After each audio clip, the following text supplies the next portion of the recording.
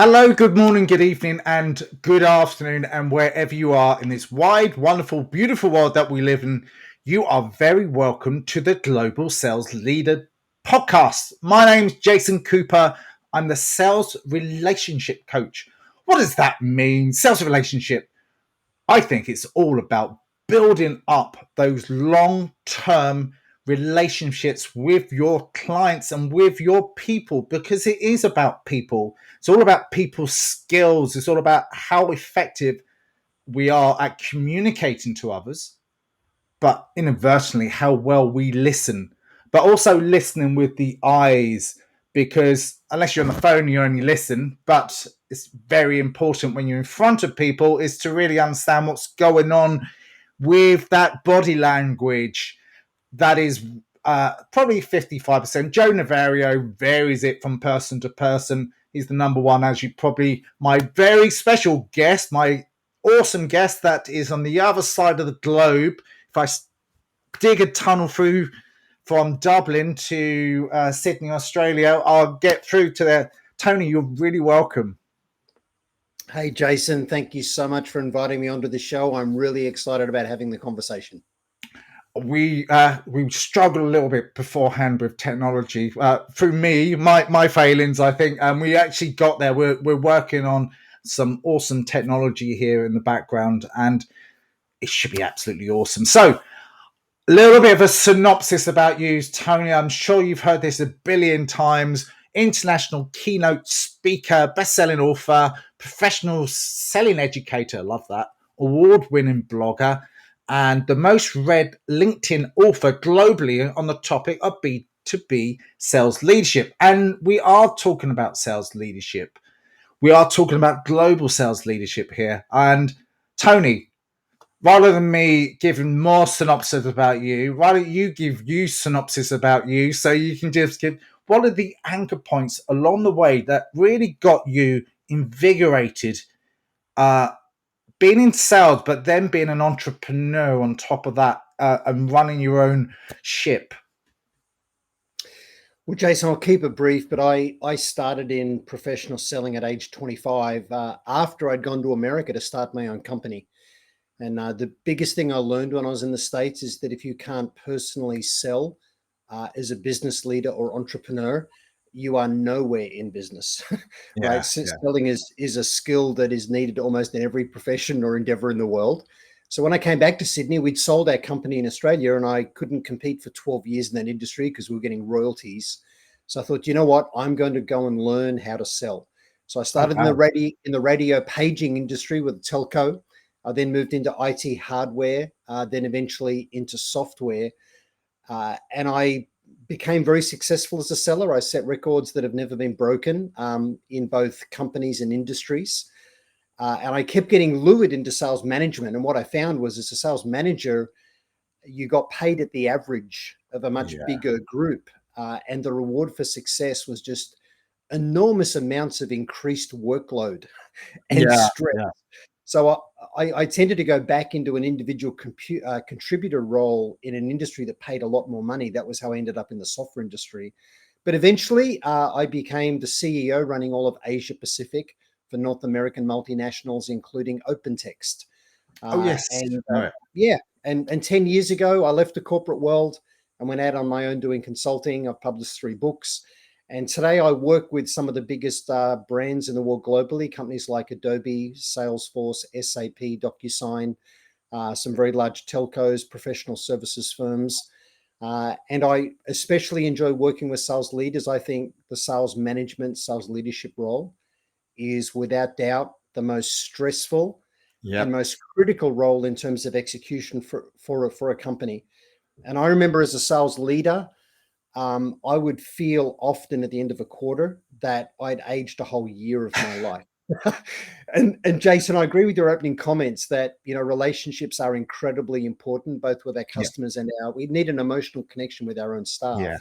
Yeah, we do. In my mind, sales leadership is about people and numbers.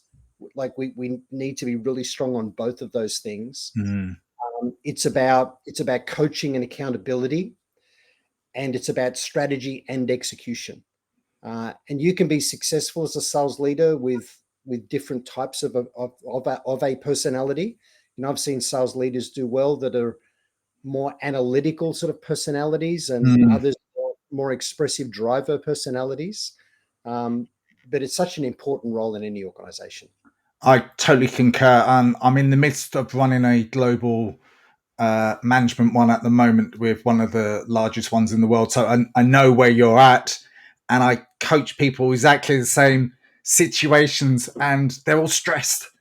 And Yeah. it's, what do I need to do to motivate my team? How can I make sure my team is running strong, but they're also running on their own, but they're accountable for their own actions, but they also need to come back to me. What do you think is like it's a new year, 2023, and what do you think are the biggest challenges for 2023? Well, Jason, we've come into 2023 on the back of 3 crazy years. We've had Oh, two yes. years 2 years of a pandemic that accelerated this thing is described as the fourth industrial revolution. We're Yeah. very much now in a digital first world, but digital engagement really created a very high level of disengagement with managers and their teams, with individual sellers and their customers. So selling in many ways is more difficult today. Um, Digital selling is a whole new ballgame. So old dogs need to learn new tricks, Yeah. but equally, a lot of young sellers tend to be tick and flick merchants. How And do you mean by that? What do you mean by that? well, they're very good at wrangling a tech stack and executing lots of activity, but not necessarily in a way that's effective. We're living in an era right now in 2023, and it's just going to continue to get worse, where the world is being bombarded by spam. Um, Yeah. People are automating. In my latest book, Tech Powered Sales, we talk about the fact that you've always needed a level of emotional intelligence, EQ, that Yep. needs to be fairly high to be successful as a manager and leader. And I would argue also as a seller. Yeah. You've always needed reasonable IQ as a seller, more so as a leader. But you need another Q today. You need TQ. You need technical quotient. You have to know how Mm. to use the bewildering array and the ever increasing tech stack that we're all presented with, right? But So, there's so much of it, though, isn't there? So what do we use, and what can we use, and what should we use? Because if there's so much tech being thrown at us all the time. Video is the big thing at the moment. I think it yeah, was last year and the year before. I've always used video uh, to introduce myself because I think there's a really good personal connection before I go into anything else. But there's so much more. And what do we use? And there's the coaching like Gong on top of that we yeah. can use, and other things like that out there that we can use. So there's a lot of things that we can use, but how effective are they all? Wow, that is such a big conversation. And with that, well, maybe I am being a shameless self promoter. I encourage people to read Tech Powered Sales. We talk in the book about the essential tech stack and the Yeah, advanced tech stack. And my goodness, there's a lot of it. So we yeah, don't have time to dive into all of that. But let's just talk about the basic things. I've phoned salespeople. You phone their cell phone, their mobile phone number, and it goes through to voicemail, and then you get some automated message from the telco. yeah. You have rung 489, right? Oh And God. you're thinking, did I dial the right number? Is this John's voicemail, or did I call the wrong number? And when I've eventually talked to John, I say, hey John, you really need to get your voicemail sorted out. And Yeah. so often I hear, oh yeah, I can't seem to figure out how to change that. And I'm thinking, for God's sake, you're a Sort it out. professional. Yeah. You're Where getting paid as much as doctors, dentists, lawyers, accountants, airline pilots. Imagine if you're on the threshold of an aircraft about to board, and they're looking at your boarding pass. And as they're doing that, you look to the left into the cockpit and you overhear the pilot say to the co-pilot, hey, look, I love flying. I'm just not into all the tech.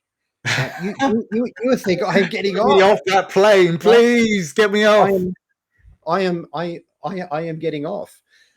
So, and then things like LinkedIn Sales Navigator, like you say to a Yes. rep, right? Imagine you're going to London in 3 weeks, for 2-3 days. I want you to fill your calendar with really worthwhile appointments. Show me how you use LinkedIn to identify the right people to get the meetings with, within your ideal customer profile, those buyer personas that matter to you. Show me how you've set up saved searches, these Boolean searches, so that LinkedIn can be an automated trigger event notification engine to contextualize your outreach. They just look at you in a bewildered way, and the company's paying the best part of $1,000, a year to give this person that platform. If you look at simple things like CRM, they Oh can't God. configure basic dashboards. They're Don't basic. get me started on that. Well, and look, I'll stop ranting, right? But like, imagine if you went to your doctor, and your doctor's asking you lots of questions, right? And then prescribes you some medication, says, "Great, well, thanks. I'll see you next time you come in." And you say, "Aren't you going to fill in your patient record system with what happened today?" Yeah. Well, imagine if the doctor said, "Well, look, do you want me to fill in the CRM, or would you like me to diagnose your problem and give you a script?" Yeah. Well, I expect you to do both. You're a Yeah. professional. Yeah. What do you Yeah. mean you don't have time to fill in your system of record? Now, a doctor would never do that, but sellers do. Do you want me to fill in the CRM, or do you want me to go and sell? Well, I want you Yeah. to do both. So Yeah. people need to get good at using their tech stack. I would probably this is me anyway, and I was talking about this earlier on. I think our online personal brand and our personal brand in is just so imperative. It's people in some respects should know you before you even show up, because they do the due diligence. Like, you make an appointment, blah blah blah, but your personal brand is, oh, I'm going to check Tony out, I'm going to check Jason out, and they go onto LinkedIn and they go, oh, he's done nothing, or he's done everything, and he's got podcasts and he's got books and he's got vlogs, blogs, and but he's also showing you exactly who that person is and how credible they are, but also that big T, which is trust and connection. They know that you're speaking to the right people, and they go, well, I think he's savvy enough. He knows his industry really well. But I always like to say, and I was speaking about it today, I think your personal brand is so imperatively important. And it is for you, Tony, because I've seen your personal brand, and you've got your personal brand really reached out globally. Yeah, Jason, it's so true. And for everybody that's listening to this, this is really a sales leaders podcast. For our sellers, when they run outreach at a potential prospect, if that prospect is thinking about responding, what we know is that 3/4 of the time, 75% of the time, that prospect will look at our seller in Yeah. LinkedIn to decide whether they do.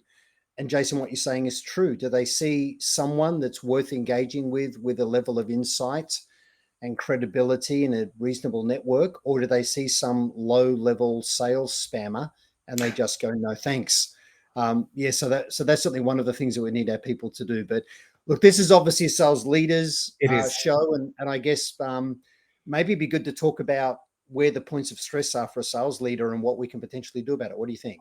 Yeah, no, I think that's absolutely. You took the words right out of my mouth. It's exactly what I'm going to say then, and I think a sales leader's job is just so important, but it's got to be done right. So many stresses about communicating well with your team. Are you micromanaging them, or are you just being effectively looking after them and making sure that they're all performing in the right way? What do you think is the right way to perform as a sales leader in an organization in 2023? Like, we've had a look at tech, and I think tech is important and it's imperative to making things run smoothly, but the strategy as well. So span of control is increasing as one of the trends for any sales leader. They increasingly have more people, more responsibility, and therefore time dilution with individuals is a real issue. So in my mind, there's some key things that we really need to cover off well. We need to make sure that we understand the realities of product market fit and therefore define our ideal customer profile accurately. Time is the most precious resource that we're working with. It's actually the real constraint. And if people are applying their time in areas where there's not going to be a result, then that's almost criminally negligent. So we want our people lined up, focused on where there's product market fit based on defining our ideal customer profile. The next thing as a sales leader, I think we need to ensure is that we understand the buyer personas to whom our people are selling, so that we can then do the third thing, which is essentially important, which is create the right conversation narratives, of value narratives, of value for the person we're speaking with in the conversation. So this thing of insight-led selling, but whether someone buys from me or not, the way I feel is that they're going to take some really good ideas away from the conversation, whether they ever become a client, and they'll think, do you know what? Although I didn't end up doing any business with Tony, that was a very worthwhile use of my time. So those three things are really key before we then get into the people management issues, right? So clarity about where we're targeting, product market fit, ICP, know our buyer personas, create the right conversations. Most sellers are busy having the wrong conversations.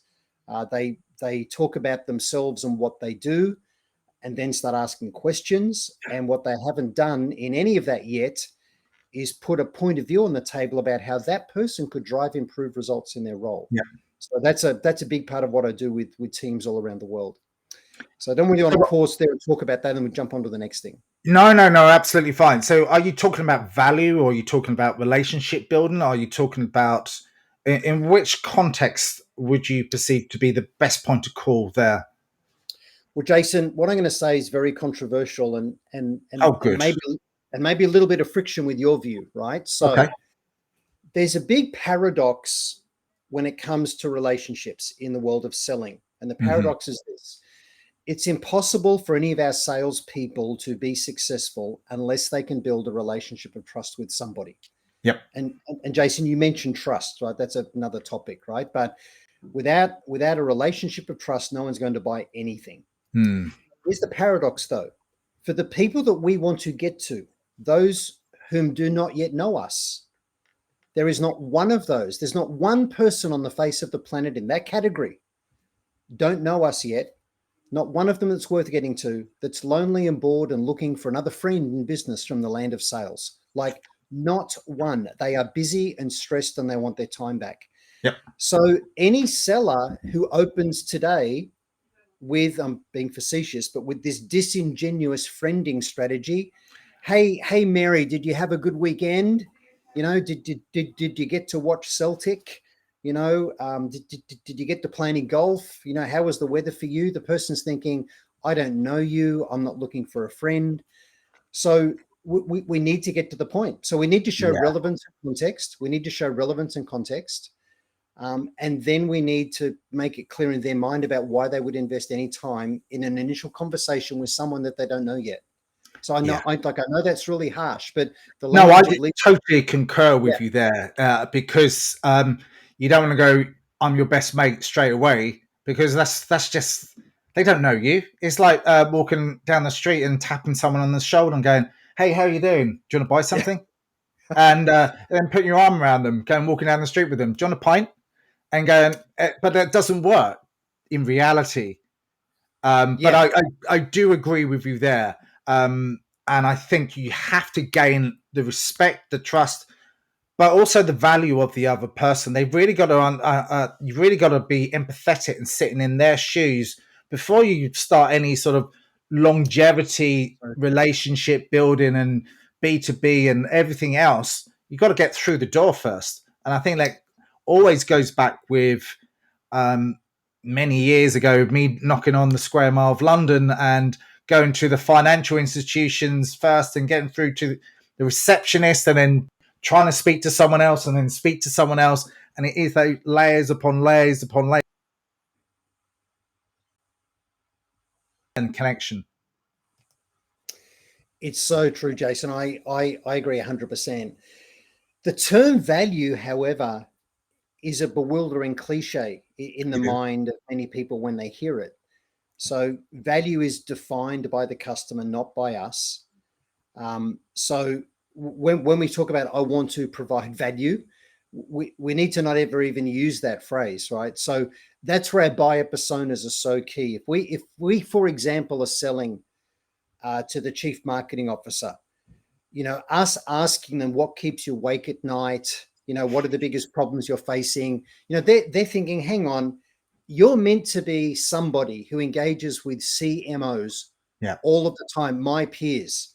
You tell me what you think I could be doing to improve results. Mm-hmm. Earn the right to ask some questions by showing me that you know me first. Don't earn the right to ask me questions by having empathy. I know as a marketing manager, you're facing increasing stresses and pressures. Could you tell me what your top 5 priorities are this year? Well, you should know, what is it you think you can do for me? So I know this is tough. The buyer is expecting our poor seller to be a mind reader, but we need to turn up with a point of view. So for me, in my world, if I'm talking to a sales leader or a CEO in the software service industry, I don't need to ask them. I know that it's 98% probable that between 40 to 70% of their people are not on target year to date. I know they're looking for somewhere between typically 3 and 4 times pipeline coverage against the number that their organization needs to hit for this quarter and next quarter. Yeah. And most of the time they're operating at between half to 2/3 of that if they're lucky. So I know that's the case. If I'm talking to a sales leader, I'll say, hey, Mike. Now I'll show them that I know them first. Hey, Mike. Mary suggested that we get together, Mm-hmm. or congratulations on, or I've noticed. Hey, the reason for the call is I think there could be a way for you to get more of your people on target year to date, and in a way that de-risks the forecast that you're passing up into New York. Do you mind if I ask what percentage of your reps are on target year to date right now? Well, hang on, Tony. I don't know you well enough to share that inside information. How is it you think I could get more of my reps on target? Oh, sure, John. And look, I'm not trying to overstep the mark. I was just trying to understand whether the conversation would even make sense. I don't want to waste your time. But what I typically see is 40 to 70% of people in your industry aren't on target. And it's about you being able to hold your individual sellers to account for self-generating their pipeline gap. In most organizations, you'll be looking for 3 to 4 times pipeline coverage. And often in your situation, you may be working with less than half that. And I don't know about you, John, but when I was in your role, I would often feel I aged a whole year of my life at the end of every quarter. And lack of pipeline coverage is one of the root causes of that. So being able to hold your people to account for self-generating the gap is really what this is all about. Do you mind if I ask, how much pipeline coverage have you got in the business for this quarter and also for next quarter? And how does that compare with where you think it needs to be? And then my next question will be, what are you hearing from your people about why they don't have pipeline coverage? Now, no matter what anybody says to those questions, no matter what their answer is, I usually say, very genuinely, look, it absolutely makes sense to have the conversation. Yeah. How's your calendar for later this week? So, and what I haven't done is I haven't talked about SalesIQ Global, combo prospecting, RSVP selling. These are all my methodologies. Who cares at that point? No one cares. Training courses, yeah. Because if I talked about RSVP selling as a sales methodology for the complex deal, all I do is create an objection. We've already invested in Miller Hyman. We've already invested in Taz. We've got 3 sales methodologies we've purchased over the years that no one's using properly. Why would I want a 4th? Right. So all I do is create objections, right? Yeah. So this thing of point of view, if we can help our people have a point of view, and knowing the buyer personas within an industry vertical is really key. Then monitoring for trigger events typically is the best way to contextualize if we cannot secure a referral. Because Jason, I agree with you around relationships. If you can start with a referral, you've started with trust. Yeah, always really the best way of speaking to anyone is getting that point of referral from someone that knows them, and there's a linkage in there. That's always the best way to start that conversation forward. And then I always, like, before you, like anyone, you do your due diligence about the company, that you sort of know what they do and you understand from their LinkedIn, and you understand what they're pushing out to the world. So you understand what could be some of their challenges. But again, we don't use telepathy that well. I don't think, as salespeople, and I don't think we should be using telepathy. I can't use telepathy at all. So I have to be curious exactly what you've just said and ask some good, wonderful questions as openers. So you could just dig deeper and really understand your customer, because it's not about us. That's where a lot of salespeople go wrong. It's their ego. It's me. It's all about me. So wonderful I am. I'm not in a stockbroker. I'm not slamming the phone and doing this, that, and the other.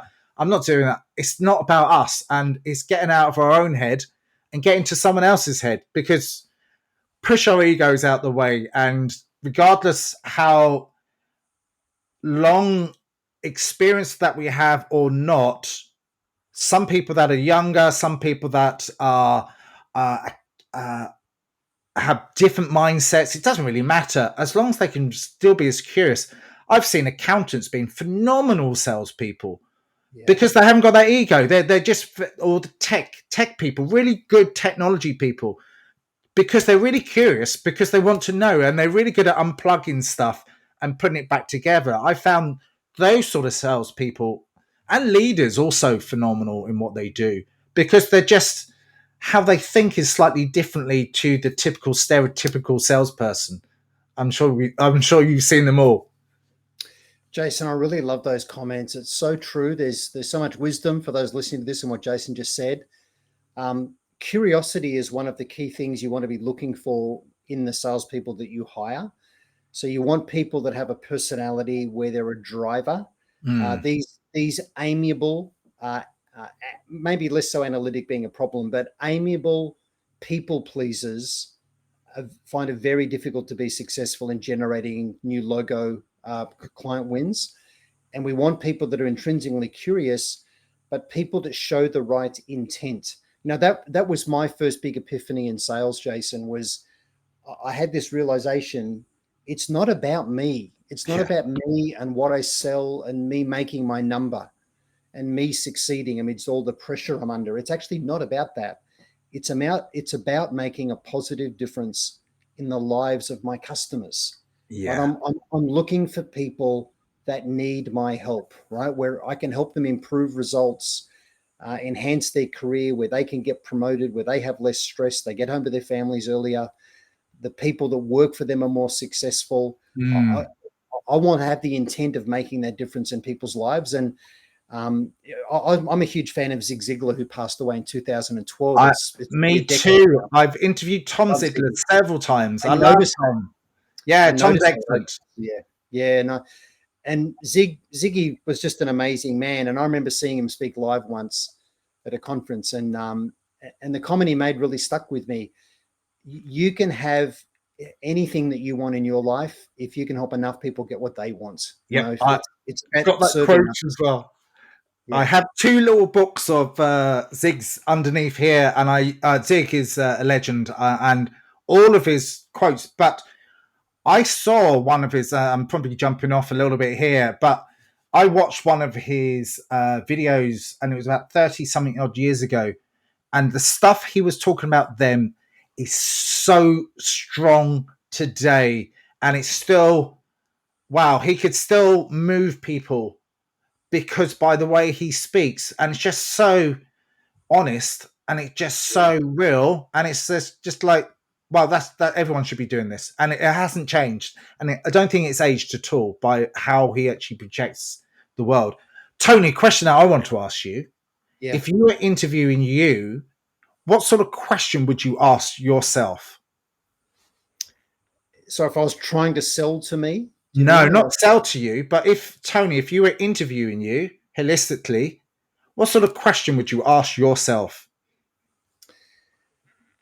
What are the most important attributes that you need to be successful in life?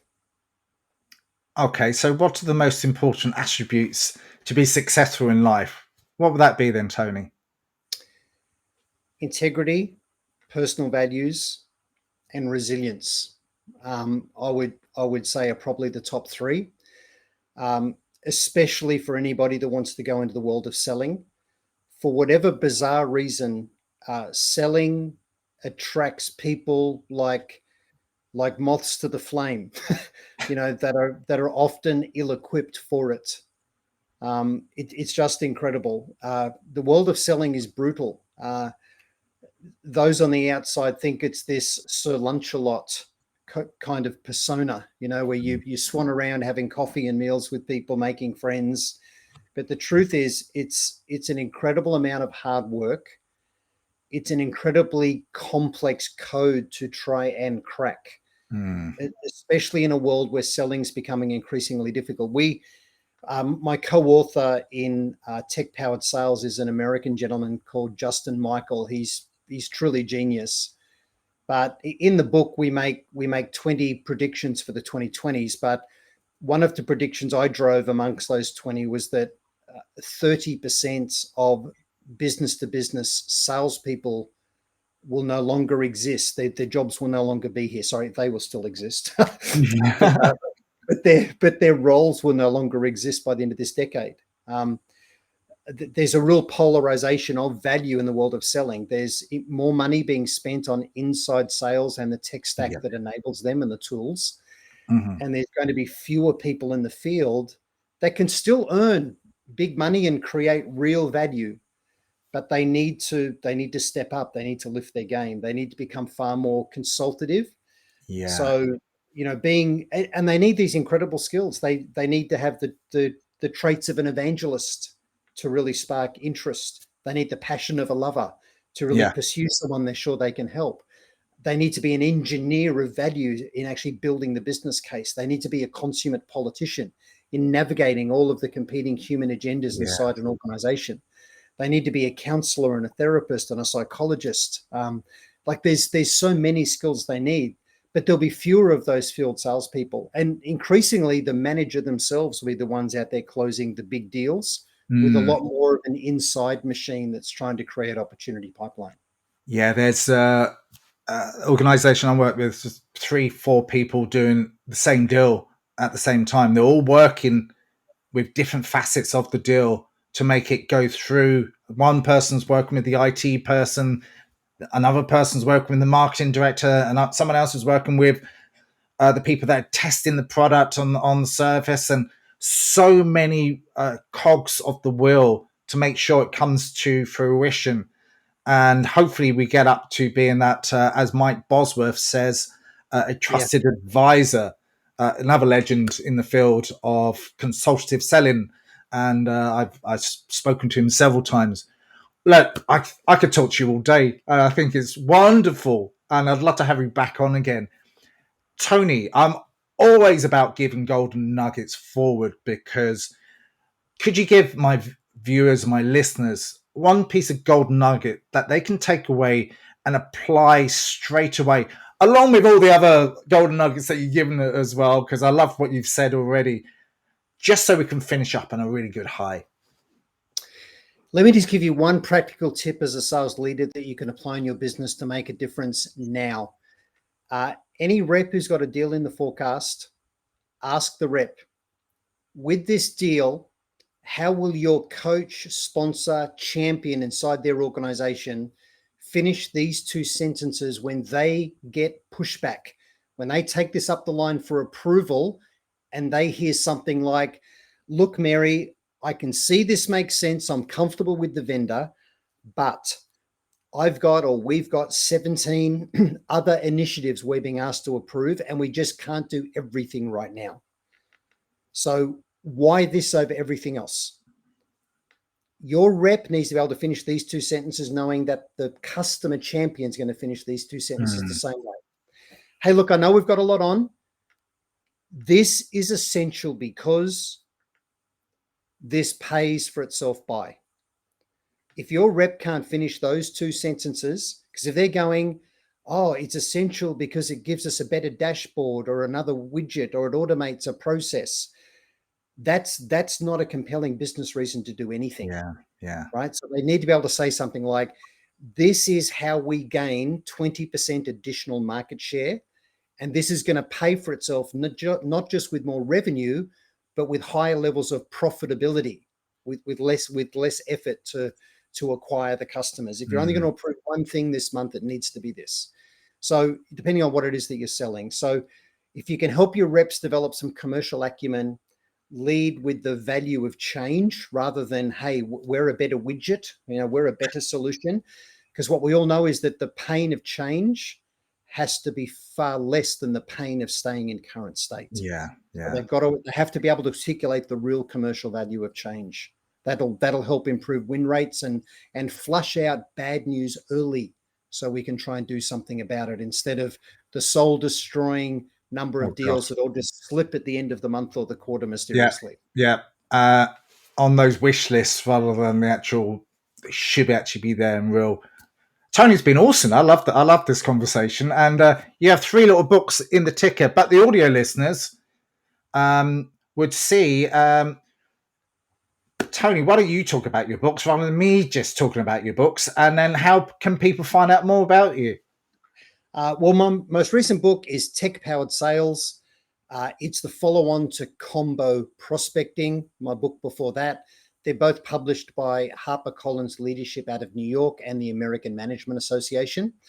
And they're all about solving the number one problem that everyone has, which is not enough opportunity pipeline in their business to take the stress out of closing business without doing unnatural acts at the end of every quarter. So I really encourage you to read those 2 books. And my first book was The Joshua Principle. I self-published that. Which is on your left shoulder, is it? Behind you? Yeah, wherever. Yeah, there. Yeah, over there somewhere. Yeah. But if you go to tonyhughes.com.au, you'll see all of my books there. Lots of podcast recordings. This podcast will also be there, or a link to it over on Jason's site. But podcast recordings, YouTube videos, blogs, lots of free content at tonyhughes.com.au. And if you're looking at using these ideas I'm talking about to drive improved sales enablement in your organization, Sales IQ Global is my other business, salesiqglobal.com, where we run sales enablement programs, especially around solving the pipeline generation problem. And obviously connect with me in LinkedIn, Tony J. Hughes. You can connect with me in LinkedIn. So, Jason, I really love the conversation. I'd love to come back on the show and we can talk about some good practical sales management tips. We're only on the tip of the iceberg today, so there's lots more to talk about. So love that. Tony, it's been absolutely awesome. I really appreciate you coming on today from via Australia and from Dublin, Ireland. You've been listening to the Global Sales Leader Podcast. Every week I speak with some phenomenal sales leaders from around the world, and today's been another awesome one.